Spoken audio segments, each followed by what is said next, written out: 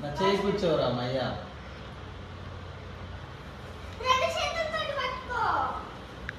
నా చెయ్యి కూర్చుతారే ఆడు అలే చెయ్యి కాలుతుందిరా అమ్మయ్య కానీ వెనక్కు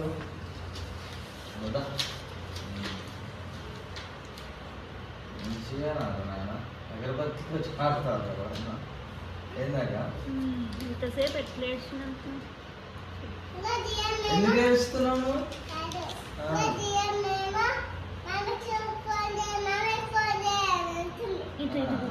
పురం పోమను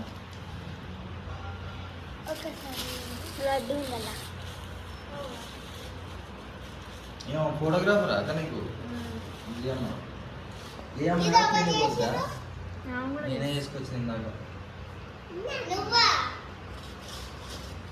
మరి గుడిలో ఎవరు వేసిరంటూ